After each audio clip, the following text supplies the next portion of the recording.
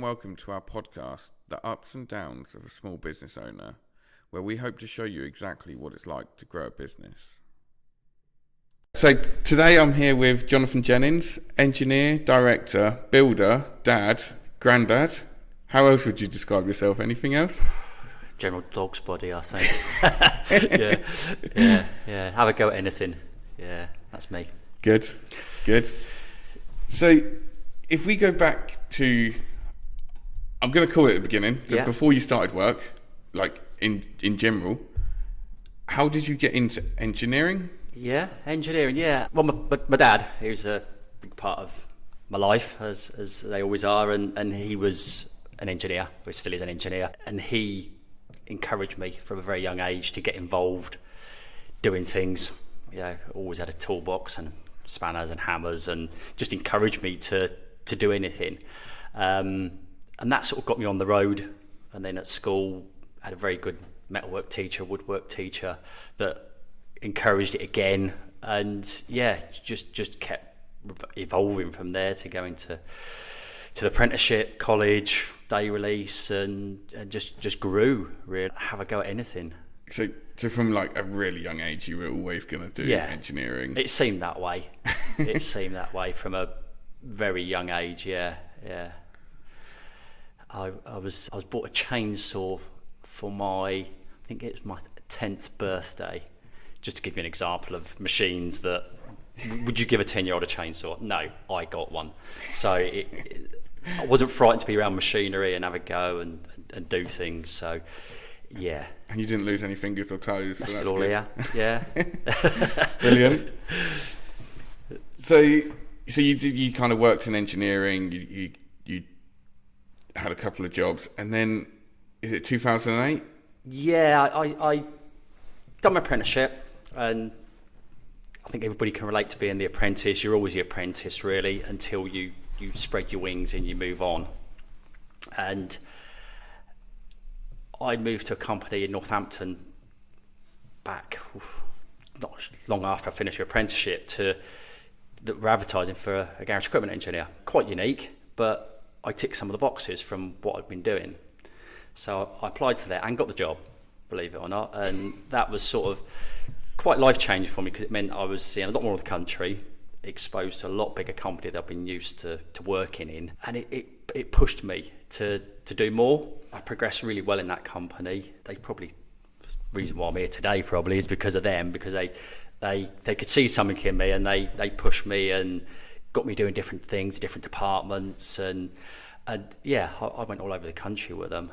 And it got to a stage where I'd moved several times and I felt I couldn't move again. So I moved to another company to progress, and again, I progressed really well there, and got the opportunity in '95 to join Castrol. Yeah, well-known oil brand at the time. It was the world leader in lubricants, and that was quite life-changing as well. That was a big corporate company run by gentlemen and ladies that I'd never been exposed to that type of environment before, and I was there as an engineer to support the product that they were selling, and yeah, I grew there as well. I was project manager in 2004, I think I was made up to that, looking after a team of engineers, looking after customers, doing the southeast of the country. So that, all those building blocks sort of set me on this road. And then in 2008 they crashed. They were already looking at reducing their costs and went from a department of 26 down to 5, I think. Wow. Yeah, might have been 4, I can't remember the exact number, but yeah, it was a massive cull, for want of a better word. It hurt me quite bad, I'll be honest with you. Never been made redundant before, always been in charge of your destiny, and you've made the decisions and then somebody's pulled that rug out from under you. And it was, wow, it was the day 2 in the new year, so literally it was just after Christmas. So you've got family, mortgage, kids, and it was like, oh, what do we do here? And it was a good opportunity at that point. I've been saying it for a long while. If I get made redundant, I'll branch out on my own. And by that point of doing what I'd done, I'd become I'd understood the market a lot more. I'd understood customers and who the competitors were and who was out there doing the work. And there wasn't an awful lot around this area in the south that were doing what I could do. So it was like, well, okay, I got a fairly good opportunity here, I think, to be able to make a go of it. I got a little bit of redundancy, and Castrol were also then looking for contractors to fill the void that we'd been doing internally.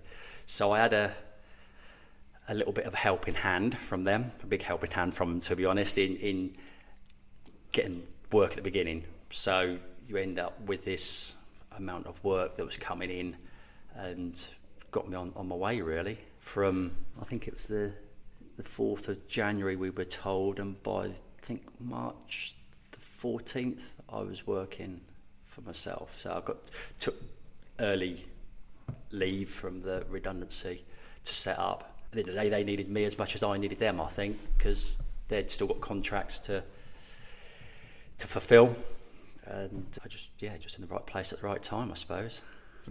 It was almost the opportunity came around and you took it without even thinking.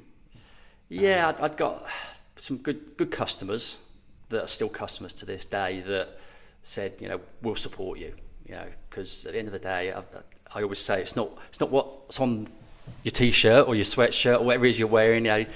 It's the person underneath it. You can have a company on there that you work for, but it's how you deliver, it's how you look after people and do what you say you're going to do. And that's one of the things I've said for a long while to lots of people. It might not say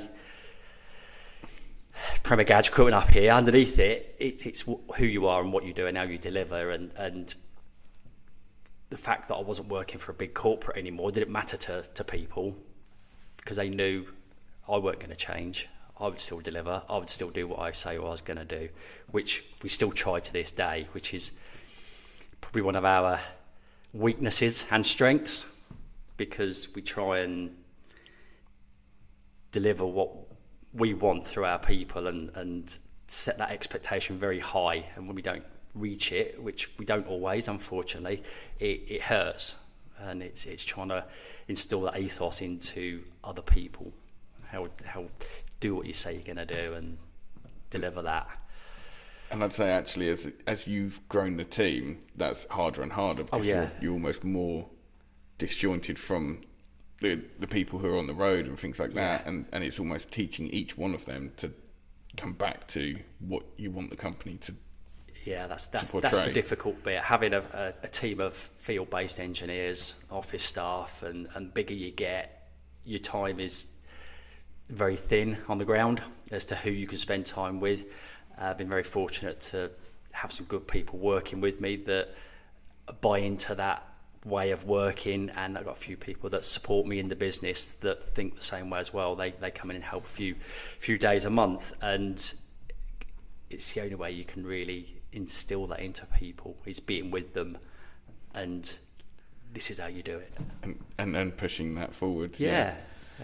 So when you started then, so you're being made redundant. Yeah. You've got a young family at the time? Yeah. We had a 4-year-old. Oh, don't ask me the age of the children. But they're all at school. But yeah. What goes through your head at that point? Like, you're losing your job, you've got things to pay for, you're going to start up on your own. What the effects on, not only on you of actually I need to go and do that, but the effects on the family. Yeah, Tracy is my wife, is great support. She always has been. She will stand by me, good or bad, what we decide to do. And she said, well, you could always go and get a job somewhere else if it doesn't work out. As long as we've still got the house, she was working, the kids were at school. If I don't do it then, I was never going to do it, because you lose the redundancy by squandering it, or it would go. So you had to really grasp it by two hands and go with it. And I could have got a job before I even got home from the meeting telling us we was being made redundant. People were, I wouldn't say swarming around the staff, but it's a very unique industry we're in, and to have people with experience come on the market is quite unusual. And yeah, I could have gone to any matter of places and got a job. I still could have done if it had failed. So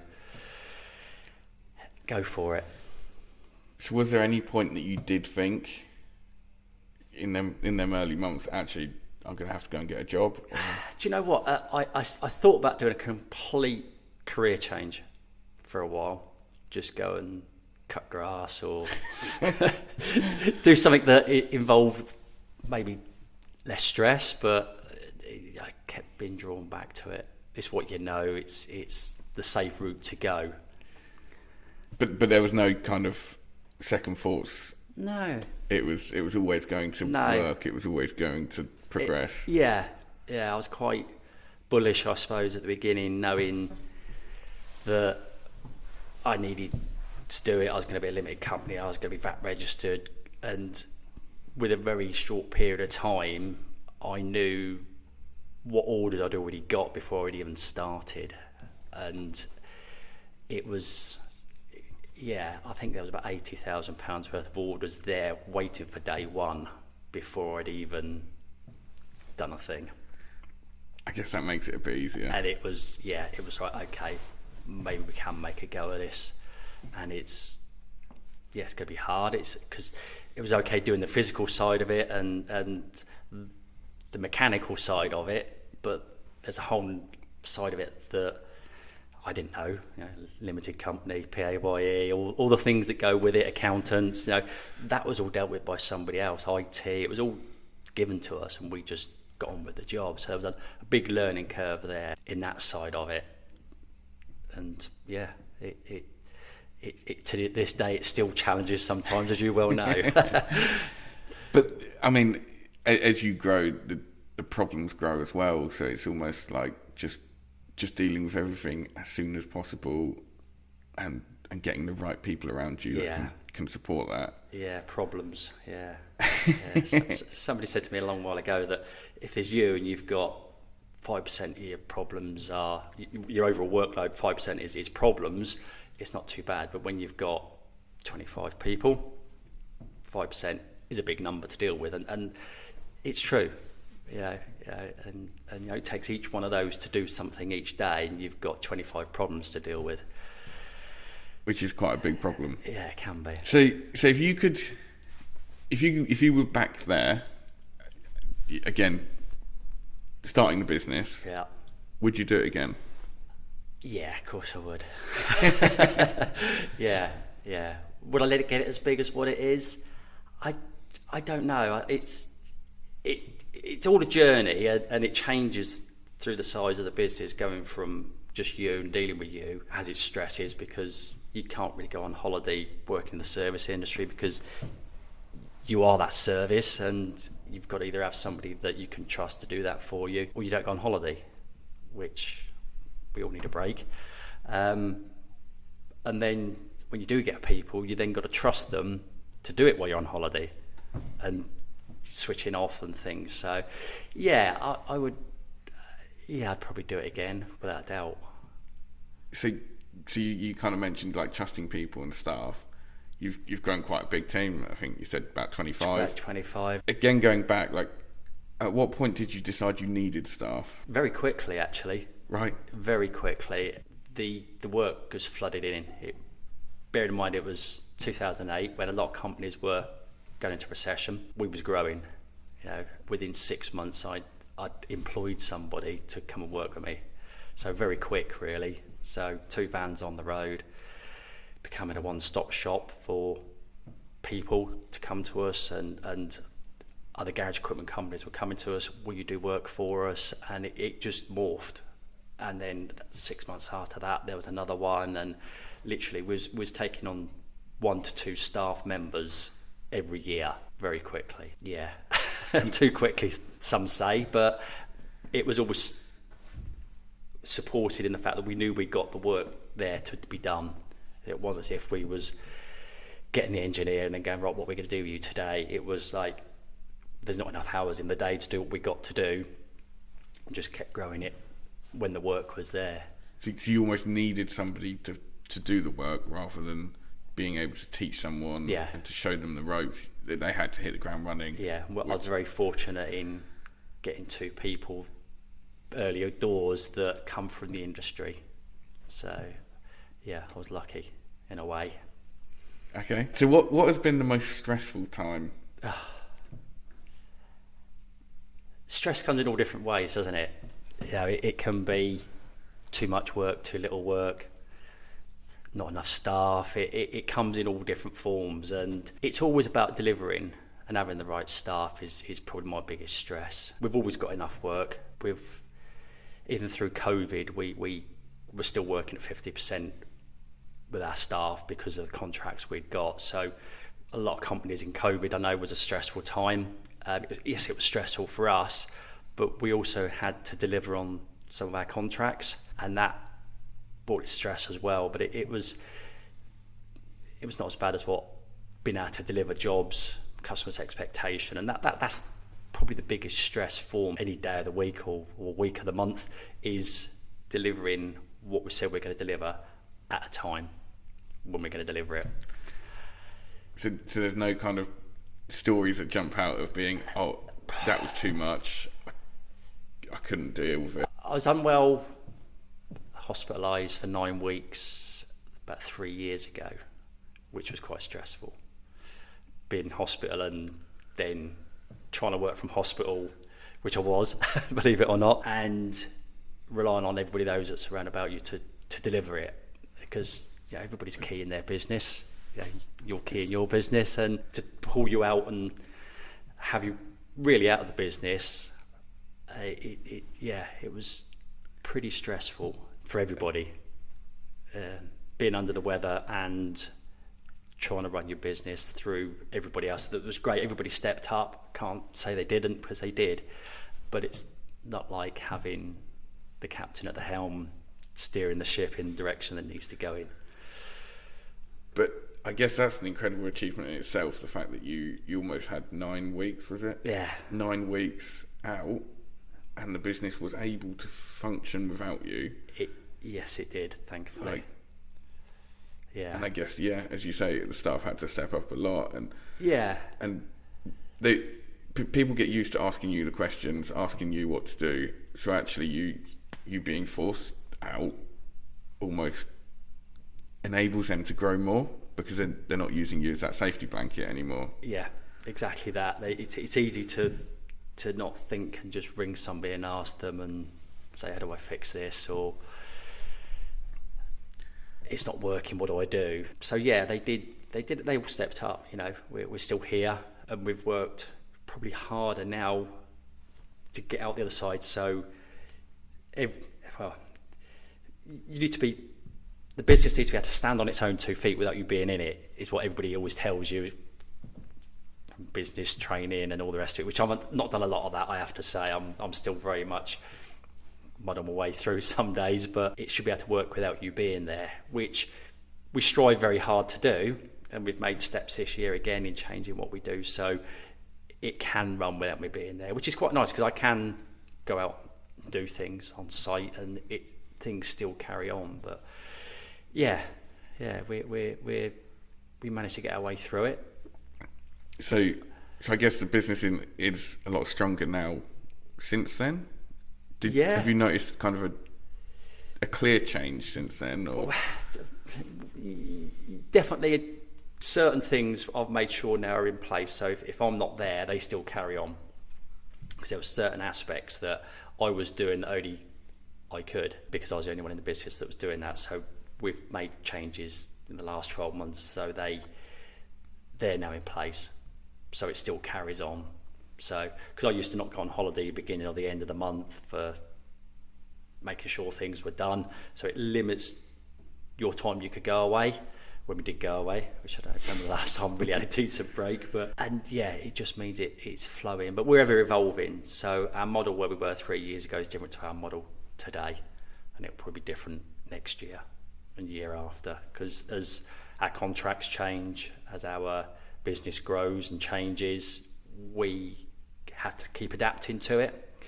So we're definitely in a strong position now with where we're the model we've got than what we were 3 years ago, and that's slowly making a change. Maybe that's somebody's job role, what they're doing, maybe they're doing a bit different, or we just bring somebody new in to do a different role that we weren't doing before to support others that are in the business. And it's constantly evolving, constantly. That's good. Yeah. Unless people leave, and then it makes it more difficult, but that's part and parcel of the role and part and parcel of being a business owner. Yeah, you can't hold people back.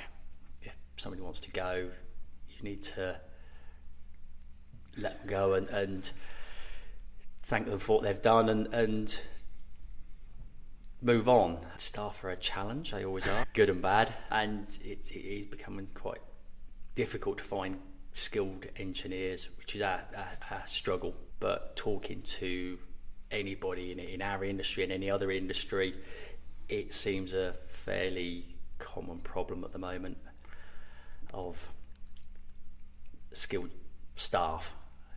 And I'd completely agree. In most industries that I talk to, there seems to be, I guess it's almost difficult to find skilled staff for the right price. Yeah. Without going into that too much, I think it's an employee's market, and they can almost demand their wages when they come to you. Some people have preconceived ideas, abilities, and their salaries they're expecting. So we try and take somebody from outside of the industry and bring them on, so they're doing it the way we want it. So we're not buying somebody's bad habits, for want of a better word, where, well, I've always done it this way, yeah, but that's not the way we do it. And you end up getting the person you want rather than the person that they bring to you, which works quite well. We've found we've done youngsters, we've done mature apprentices, for want of a better word, because it does take a number of years to get to be fully trained up with what we do, because it is so specialist. So it's taking somebody with an enthusiasm, which is always key, and an ability to use those skills that they've got to adapt into what we do, which takes time, unfortunately. And that's something I completely agree with. Is actually it's the attitude. If you can find the right attitude, you can almost train them to do whatever the job is. Yeah. But they've got to have that willingness to learn, that willingness to grow in the way that you want them to. So I know. So another big, I guess, change in your business was that you brought Marcus in. Yes. Yeah. At what point did you decide that was right? Well, Marcus got put in the same position as me. I've known Marcus 30 years plus now, so we're like brothers. We really are, and we worked together for a long while, very closely, and then obviously that split happened in 2008. Marcus stayed on the inside, I left on the outside, and Marcus was very good at supporting myself and the business and providing the work. So he would look for a one-stop shop, which is what we was growing into providing. Then 2015, I believe, again, they were having a cost-cutting exercise and done away with the remaining staff that were left. So at that point, again, Marcus was in a similar position to myself. Do I go and get a job with somebody else? Do I come and work with me? Does he set up on his own? He had a crossroads himself to go through, which, having been there, it's not easy. We'd worked together for so long that it was easier and better that we stuck together. Stronger together is one of Marcus's sayings, and that's what we were. We were a lot stronger working together than we were as opposed to each other. And yeah, it brought in a new dynamic to the business, because it meant we had a dedicated sales department that was out there actively getting the work, and it meant we could grow that side of it, which and today we've now got 2 people in that department, so it's growing all the while and brings in contacts and account management that I hadn't got time to do and was lacking. So there's no doubt that that's worked and it's working really well. Yeah. But were you ever nervous? Did you ever think, is it going to work? I think you always have those little doubts. The fact that we'd got a proven track record with each other, the fact that we'd grown the business, or I've grown the business, and then Marcus has grown it since being with us. It wasn't really too much of a concern, to be honest. It was more about being able to do the work than actually get the work, which has always been our Achilles heel, and it still is. I guess that's a very fortunate place to be able to have that work available, but you can't fulfill it. Well, again, that's a stress. Yeah, because then you're letting your clients down, which I don't like doing. As a business, it's just doesn't sit right. It doesn't sit right with Marcus. It's not in our DNA to do that. And I think it's probably not in yours either. If you was honest, it's or any business owner that's got any conscience and wants to succeed and doesn't want a bad name out there, you bend over backwards to do what you've got to do. That's 24/7 working if need be, which is what we do. And it goes back to being the founder. It's an extension of you. It is, yeah. If Premier Garage lets people down, you take that personally. Yeah, definitely. And if people complain about the brand, you take it personally. I do. Things like that. So it's really difficult to separate the two, I think. Is.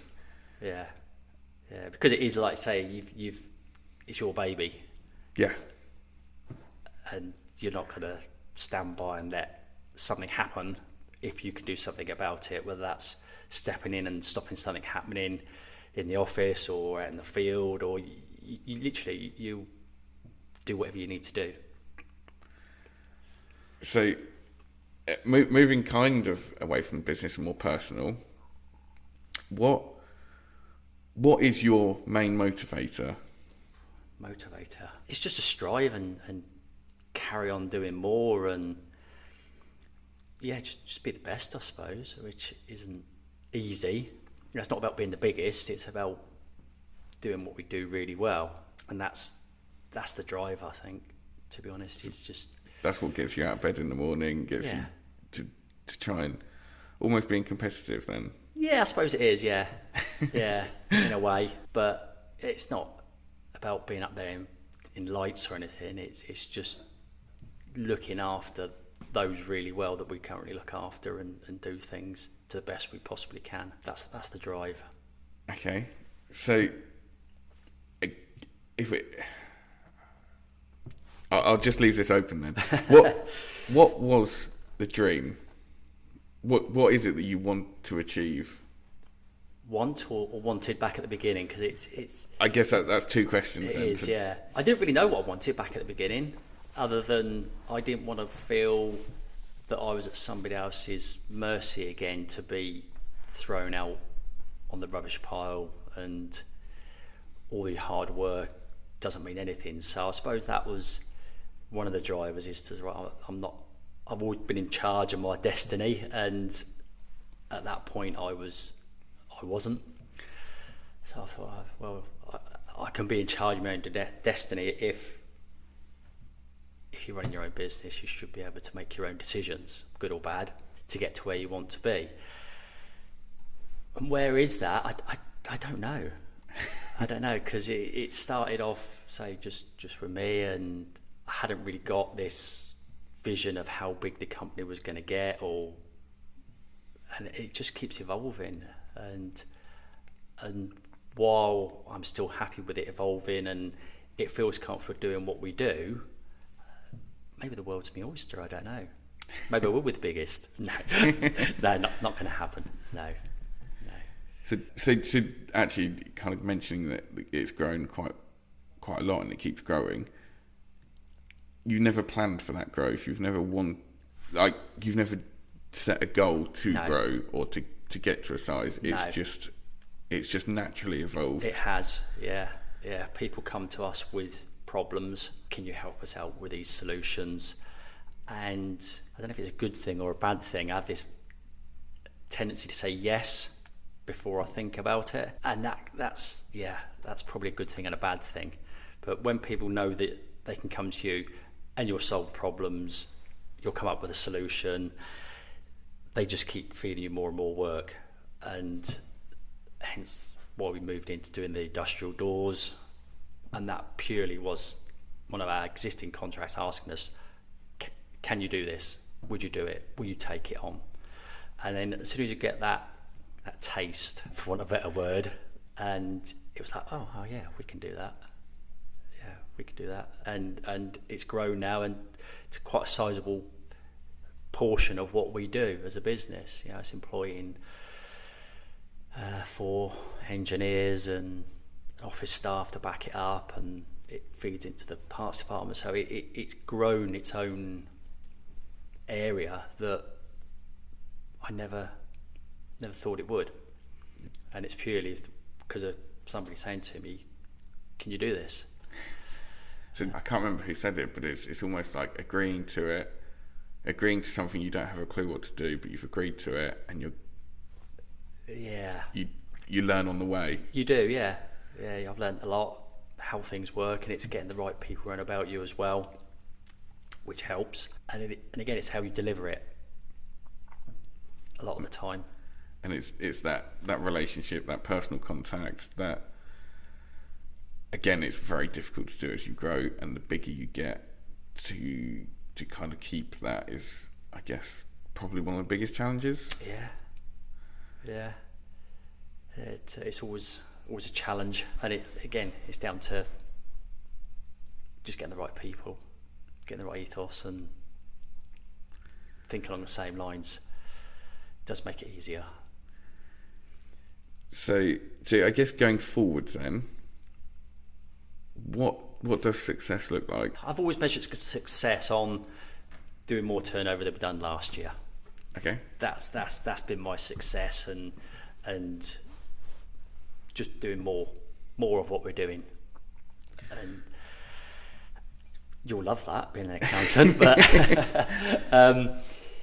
yeah, and it's not always easy to recognise it, because we all beat ourselves up when it's not going well, and then you look and actually you're doing really well, but sometimes it doesn't feel like it. I think sometimes you're too busy doing it to realise what you've achieved, because let's say it's 15 years next year, which seemed like a lifetime away when we first started. And yeah, it's 15 years is a long while. You don't think it is, but it is. And looking back at our first set of year-end accounts, and it's like, yeah, wow, yeah, we started off doing that. So you 15 years ago, would you have classed this as success? It's got to be. And would you say you celebrate your success? No, I don't think. I'm terrible at doing it. Terrible. I beat myself up lots at not getting things right, and we could have done that better. But do we celebrate? No, we don't. I think it's because we're too busy, head down, getting through what we've got to get done. Focusing on that next challenge. Yeah, focusing on delivering to that customer that you've promised you're going to get their workshop finished by next Thursday, which we have got one to do. Good. So going forwards then, where would you see, so if ever you do retire, what would you say is your success? What would you say? What's the key that's going to make me retire? Is that almost, yeah. So it's, where do you see that being complete, or you're satisfied with what you've achieved? If you're never going to celebrate it, I really don't know. That's a difficult one. Knowing when to retire. My family say I'll never retire. And I would probably say the same. Yeah. Having spoke to you a few times over the years, like, what point do you kind of decide that actually you've had enough? Yeah, I think you'd have to stop completely, because I don't think I could be one of these that went in and tinkered a bit, because I'd get too drawn in. Because I do it now. I say, yeah, I'll be home at lunchtime, or I'm only going in for the morning on Saturday morning, and you're there for hours more than you plan. because you get involved, and the type of industry it is and the type of work we do, that reactive and the planned, it draws you in, and if there's a problem you'll get involved with it, and that would be letting it go, which is the difficult bit. Almost losing that control, losing the business, it's handing over to somebody to be able to carry on with what we're doing in the same way. So you can't actually envision that, I guess, not at the moment. It's difficult. It is really difficult. If it's a family member, you'll always be involved. It'll always be a topic of conversation. If it's somebody from external comes and runs the business, it's got to be the right person. And it's difficult enough to find people, especially somebody that you want to trust with your baby, your business, something you've grown up with, and your investment, which is basically what it is. It's been a massive investment and continues to be an investment. It's a big trust to put into somebody, to hand over, to trust them. Yeah. So if you were to say this, again, theoretically, if somebody took the business now, would you say you've achieved everything you wanted to? I don't know. That's a difficult answer, that one. Yeah. Okay. I'd have to come back to that one, I think. Fine. I think I might know the answer to this one, but who would you say has been the biggest influence on you as a person? My parents are always a great influence. My dad, he's been a great person to talk to, and he was very sceptical and quite fearful what I was doing when I was made redundant, and it's something he'd always worked for somebody and felt that was a safety blanket, and he was quite fearful of me going out on my own and doing what I'd done, and yeah, he's been a great supporter and proud of what I've done and achieved, and to this day he still carries on that what you're doing and where I go and what we get involved with. Yeah, it's just so varied, and he's been a great one just to talk to. He's never worked in the business, so he's impartial, and he's not judgmental in anything we do, but very supportive. He's almost your number one fan. Yeah. And yeah. And my wife and the kids, now they've grown up, and their help and support and everything in the business is there. Tracy looking after the kids all the years where I was working 7 days a week and not being around, without her support as well, looking after the family, keeping that afloat, there'd be no point in me doing what I was doing. So yeah, big support. So again, running a small business, you kind of rely a lot on family, and over the years you've had family kind of working and not, and various stages. Yeah. How tough is that? It's challenging to separate. Again, I find it extremely difficult to separate personal and business life, and I come home and have all them conversations, but to also have personal being in the business as well, and then to try and separate it becomes 24/7 full on. Then you do have to sometimes say stop, we're at home. Yeah. I need a break, because if you've been on the go for 12, 14 hours, which some days it is, you have to say stop, enough, I'm broken. You just want to get home and not talk. Yeah, I'm a vegetable sometimes. I'm just sit there, I'm just worn out some days. The mental and the physical side of it, literally, you just want to chill. And then between you, does that cause arguments? Heated discussions. Heated discussions. Because I think a lot of people, you're not kind of too far. When it's your boss, you don't really answer back. You don't have that much attitude. But when it's family, it's very different, and it's easy to say things in the heat of the moment, or a lot easier to say it to family than it is to. Yeah, it is. You do put on your family members more than you'd put on staff. Definitely, without a shadow of a doubt. You know, it's almost you expect in their DNA, because my kids have grown up with it, and it's always been part of their bringing them up. It's always been there. It's always been, they understand it, and you sort of almost expect them. So, okay, they might say, well, I've done my hours for today. Can I go? Well, no, we've still got this, and this to do. And it's hard, because you sort of expect them to go above and beyond, whereas you wouldn't expect an employee to go above and beyond, and to the extent that you do family. But it's wrong to expect them to be there, but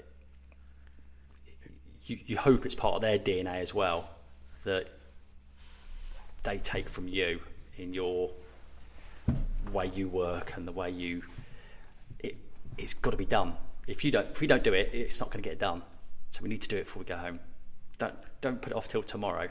Do it today, and then you can go home. You can relax. You don't have to think, oh, I need to do that. I need to be up in the morning to put that, to go out. If it's done before you go home, you can relax. If that means staying till 8 o'clock, you stay till 8 o'clock, and then you can go home and you can sleep knowing everything is sorted. Because if you don't, you're awake all night. So to flip that on its head, if your family were working for somebody else and they said to you that they were being told to stay till whatever time and things like that, what would you say to them then? I hope they're getting something good out of it. Yeah, if it's the right thing to be doing, if they feel it's right, if they want to be there and they can see progression, they can see that they're learning from it, which is what it is as well. It's a learning, especially when you're younger. You need to get these life skills, and even if it's for a short period of time, and you go, actually, I've had enough of this. It's not really working out. Sometimes you have to do it to get that experience, get that life skills to be able to progress yourself in life. You sometimes have to go a little bit further than you really want to. And then things, I think, have a massive impression. Like if somebody sat there, you know, even if it's only an extra 10 minutes, but they've done a load of preparation for tomorrow, you, not only as family, but as a boss and with any employee, you kind of notice that. Yeah. And it shows a lot of kind of drive, passion, and that they want to go further. Yeah, I try to make a point of thanking everybody every day. You know, thanks for coming in. I do try very hard to thank people for doing what they're doing, because I think that goes a long way with people in what they do. So if they have put that extra effort in, even if they put no extra effort in that day, just thanking them and getting the most out of people is what you got to do. And sometimes it's not about what you're asking them to do or it's how you ask them, which is difficult, especially with family, because it's almost you expect it and it comes across different, whereas as a staff member you would nurture it a bit more, dress it up a bit different. With family, you almost can come quite demanding when it's got to be done and the pressure's on. You do forget that they're a human being as well, and they could be an employee and they are family as well. It is difficult. Yeah, I completely agree, and luckily, well, at the moment, fortunately, I don't have too much of that as a problem. Yes, it's a challenging one. So, yeah, where are we? What would you like to leave behind as a legacy? And that can be both personal or business. What do you want to be remembered for? suppose being a nice person, everybody wants that one. Everybody wants to be thought of after they've moved on. It'd be nice to have a brand that similar to yourself. I know you're very brand orientated. Looking around, you can tell that Everything's pink. Yeah, it's never been something that's been high up on my list. Leaving a brand or making a brand, it's always been about just delivering the job and getting the work done. But as you grow and change, and it starts to become a bit different. So yeah, maybe a legacy of a well-known, well-respected brand would be nice. And as you say, delivering that high quality. Yeah. Because that is the brand. Yeah. That is part of it.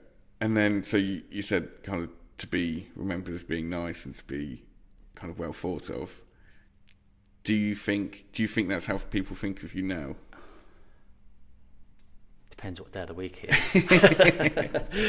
Depends how stressed I am. On a Monday morning, no. Monday mornings aren't too bad normally. It's Fridays I'm not good. I would hope so. I'd hope so. If I'm not, then I'm obviously doing something wrong that I need to change. But I do try very hard. Yeah. To be that nice person.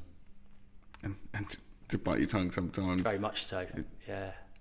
You have to respect other people's feelings and what they're doing sometimes. You don't always know what's going on in their life and how they're coping with things. And that's the difficulty. And that's something I do miss sometimes is the markers, the when you get very blinkered. And well, I do get told off for that, being quite blinkered in focusing on the task in hand that's got to be done. And I do miss things that are going on the outside because I'm so focused in dealing with that problem. Yeah, and unfortunately, that can be people's feelings that I miss and don't realise because I'm so focused in dealing with that issue or dealing with that problem or dealing with that you miss things. I'd say that's definitely a trait for a lot of managers and business owners in that same way. So managing 25 people again, have you? Oh, I shouldn't have that on. So managing 25 people in that way, have you done like management courses or anything, or is this just what you've learned over the years, or were you a manager before? Yeah, I've done some management courses when I was employed. When we started to build up a team of engineers that were reporting in, you went on soft courses as such, but I haven't really done many courses, done a few business development type courses since I've been working for myself, but a lot of it is just how you talk to people and treat people and trying to get the best out of them and nurture them and exploiting the strengths and nurturing the weaknesses as best you can. So it's basically a lot of learning along the way. Yeah, and still learning. Yeah. Every day is a different day. And people are different. And people have things going on every day as well. Of course they do, yeah. Some things you can help with, some things you can't. And yeah, it's a challenge. Biggest challenge, I would say. Is people. Yeah. I'd say that's the biggest challenge in any business. So I guess, is there anything else, anything that I've missed? Anything that you've missed? Along the way, as in that you think would be good to talk about, or any drastic changes that have happened with the business? Any drastic changes, it's always challenges of competitors taking your business, taking work away from you. There's our customers being purchased, which we've experienced a little bit of, where it's our exposure, and then we have to reinvent ourselves all the while to new customers. There's all different challenges that you get presented with. So that's an interesting one then. So you say that there's quite a lot of work out there and things like that. Yeah, the right sort of work. Yeah. So how do you advertise to them? Do you advertise? Been very fortunate. We don't really advertise. It is word of mouth. We do have a website which has grown over the years. We do employ a marketing lady that does work for us, which is new to me because I've never been involved with marketing. Being a hands-on person, marketing is something that we don't do. And a friend of ours introduced us to Nikki, who looks after our marketing, has helped develop our website, and she's been a godsend to getting us where we are. So she looks after that marketing side of everything for us, but we don't really advertise as such. We don't need to. It's our vehicles being out and about on the roads, and word of mouth, and customers move round and they take us with us. So I guess the industry, every industry kind of knows each other quite a lot. Yeah, it's very unique. There's a very small industry really that we work in. There's only a handful of people within it. There's some big players out there that look after the big contracts for the big companies that cover the UK. There's smaller people that are 3-4 people. So we're sort of sat in that funny ground that we're not big boys, but we're not the one-man bands that work out of a shed in the back garden. It makes it a little bit unique with where we're at. That kind of middle ground. Yeah, which attracts people to us because they don't like necessarily dealing with a call centre where you're just a number, and that's where we do win customers from the bigger companies because they're not getting the level of service they want.